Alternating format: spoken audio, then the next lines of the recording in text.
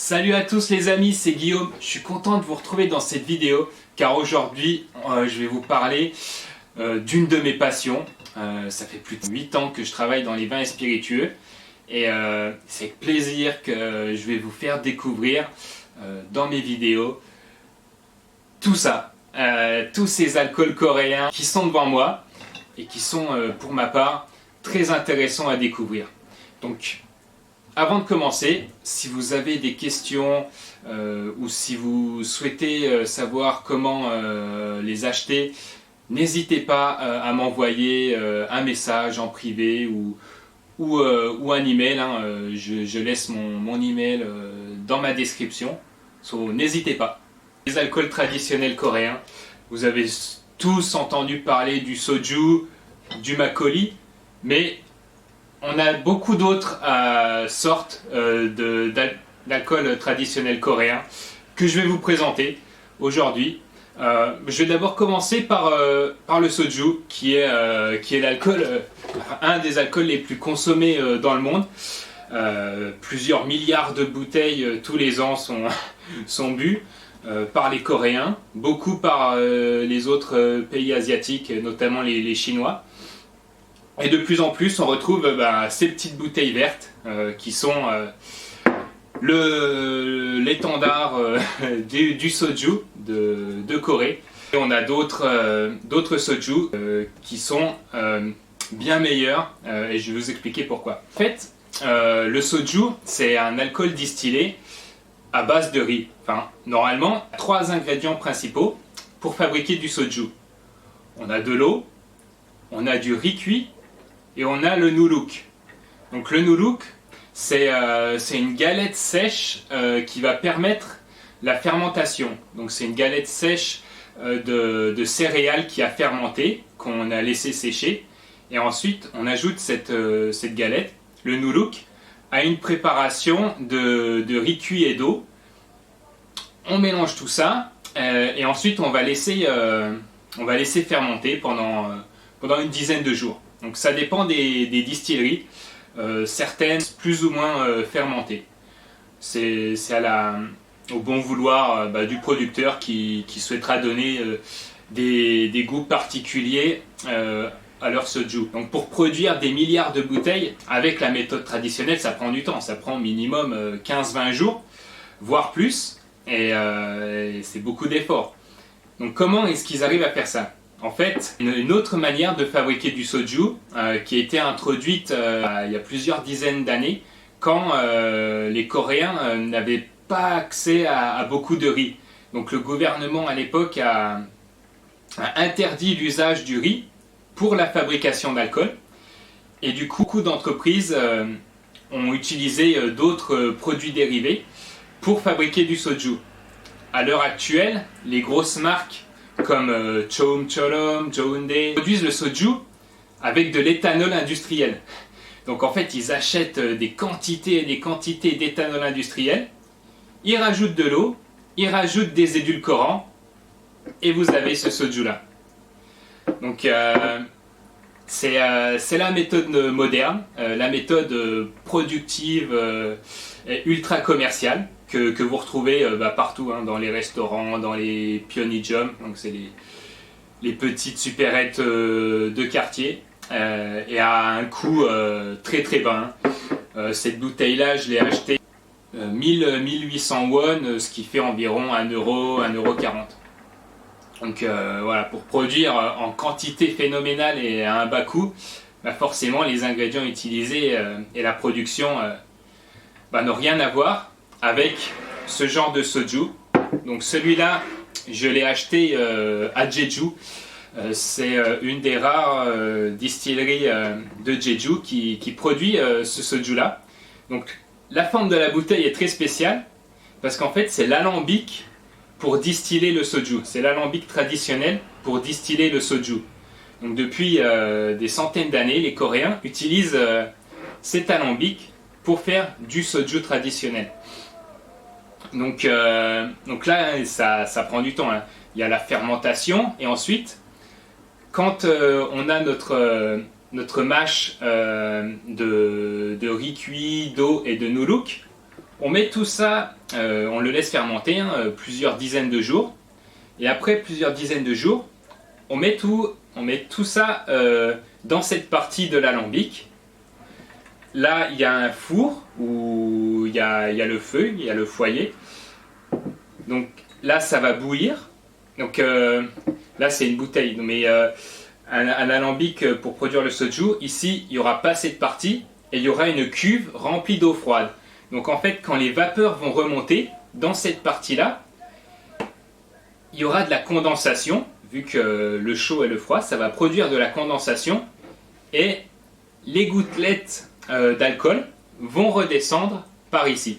Et là, on aura notre soju distillé. Le bon soju traditionnel coréen. Donc après, il y a différents types de bouteilles. Donc là, c'est... Et puis en général, oui, j'ai oublié de dire, les soju de production massive, le taux d'alcool est plutôt bas. Hein. On est autour entre 16 et 18% d'alcool. Alors que les soju traditionnels distillés, là on est à 40% d'alcool, celui-là aussi est à 40%, et celui-là aussi. Donc c'est comme les spiritueux qu'on peut connaître, hein, comme la vodka, le whisky, qui sont des alcools distillés à 40%, enfin qui sont réduits à 40% pour la consommation. Et c'est pareil pour le soju. Donc, et puis là, c'est une autre sorte de bouteille. Donc voilà, on a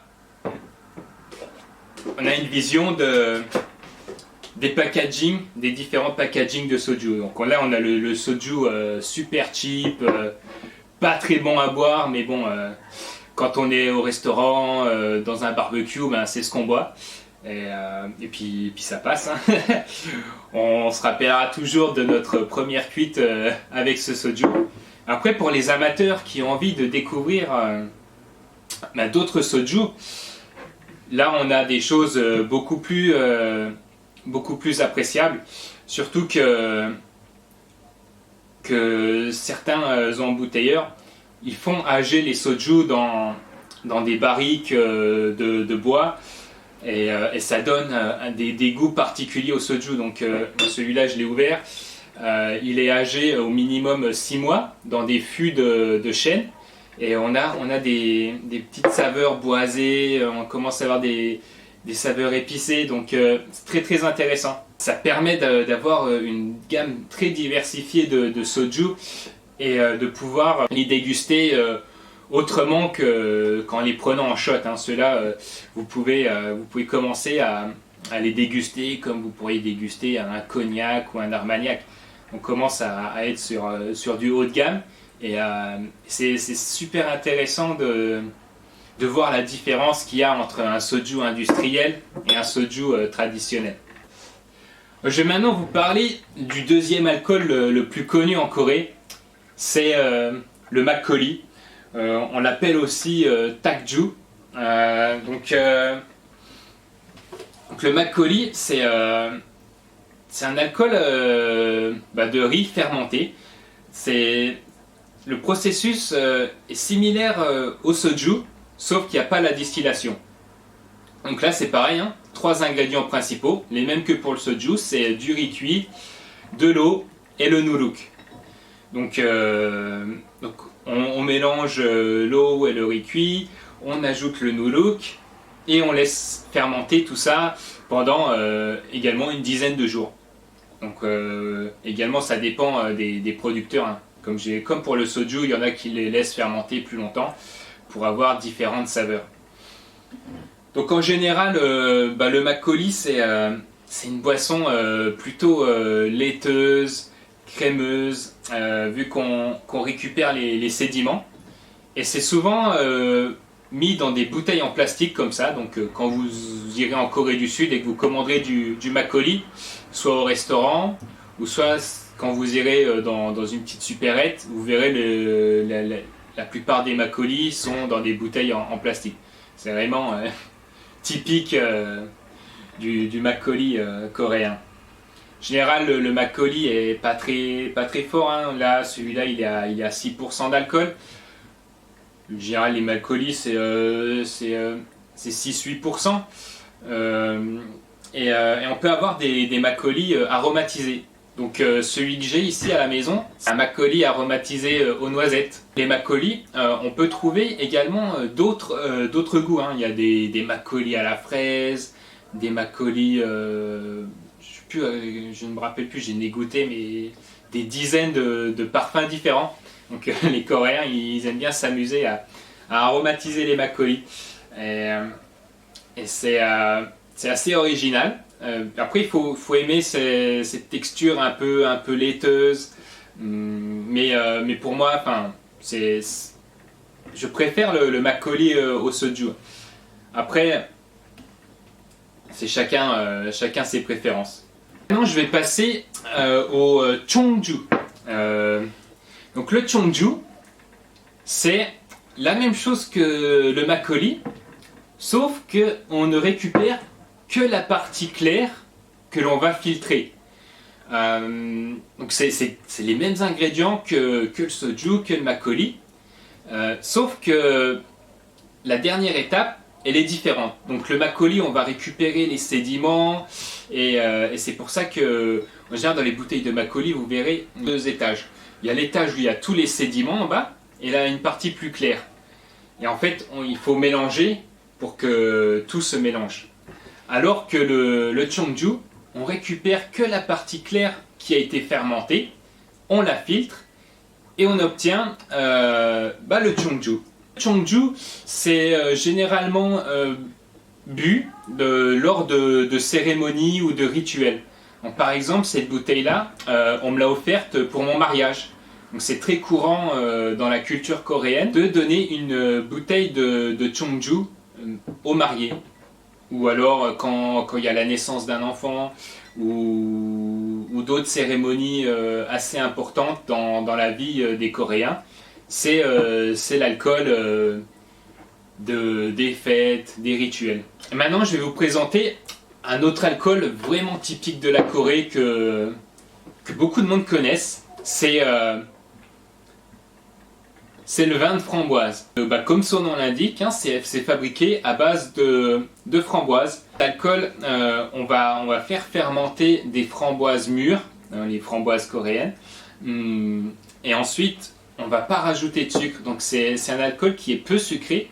C'est assez déstabilisant parce qu'on s'attend à quelque chose de plutôt sucré, mais en fait c'est pas vraiment sucré. Donc la première fois que j'en ai bu, je me suis dit oh, ça va être quelque chose de plutôt sucré, d'assez lourd.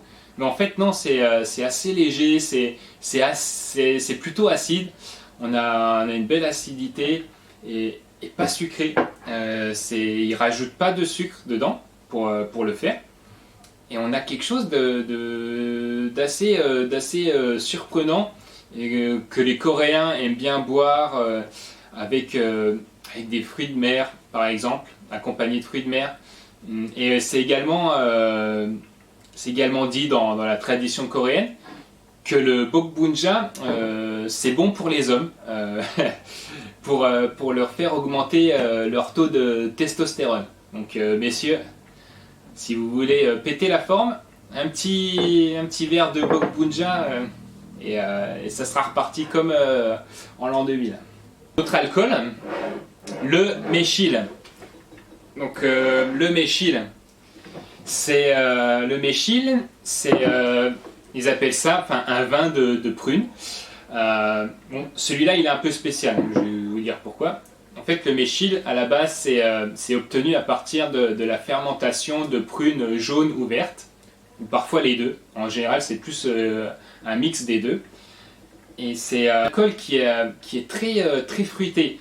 C'est plutôt sucré. À mon avis, il rajoute du sucre. Mais ça, c'est super bon. La première fois que j'en ai goûté, je me suis dit, oh là là, ça va être comme du soju, ça va arracher. Et en fait, non, c'est assez fin, c'est bon, c'est même très bon. C'est un de mes alcools coréens préférés avec le makgeolli. On peut boire du mechil accompagné de de plats plutôt discret. On va pas boire du méchil quand c'est trop épicé. C'est plutôt pour un accompagnement avec des fruits de mer, voire avec des desserts. Ça serait un très bon vin pour accompagner des desserts, par exemple. En fait, et la bouteille que j'ai, donc c'est un méchil, mais qui a été distillé. Donc le pourcentage d'alcool est plus important qu'un méchil obtenu par simple fermentation. Et en fait, je vous l'introduirai dans une prochaine vidéo, parce que j'ai pas encore goûté, et ça m'intrigue beaucoup d'avoir un méchil distillé. Ça sera ma première fois, et puis je vous ferai partager avec vous.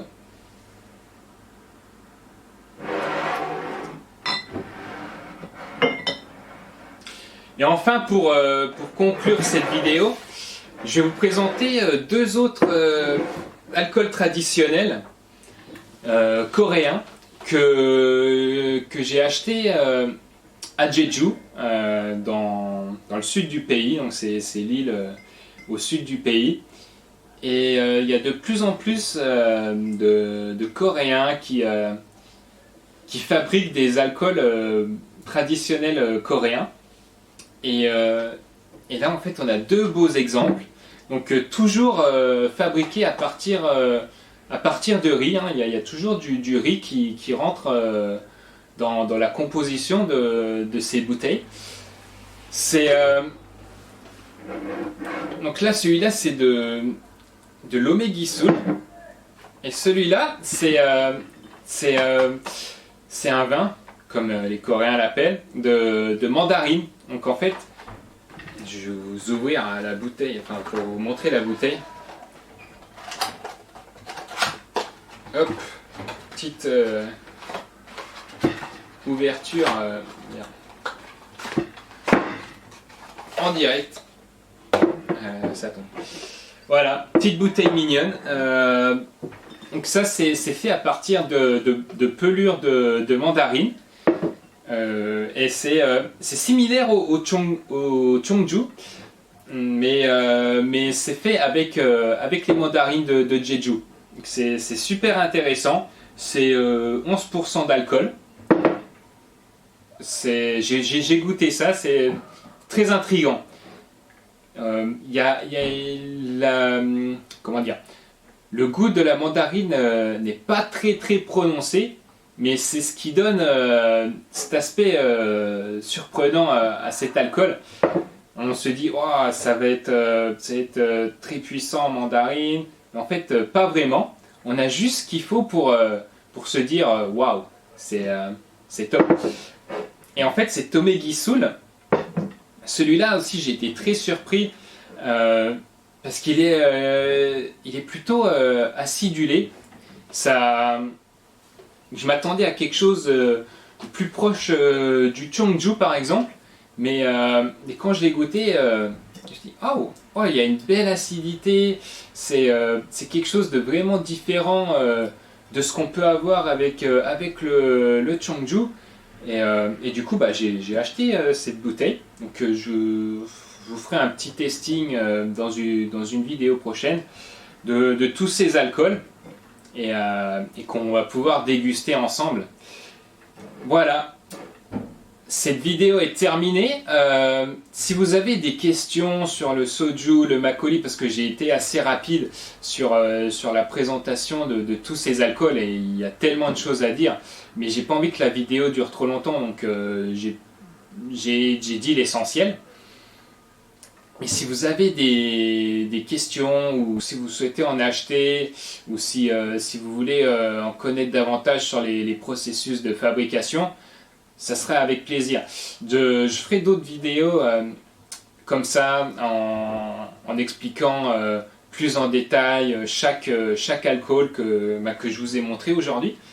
Et puis on dégustera tout ça ensemble. Allez, à bientôt les amis!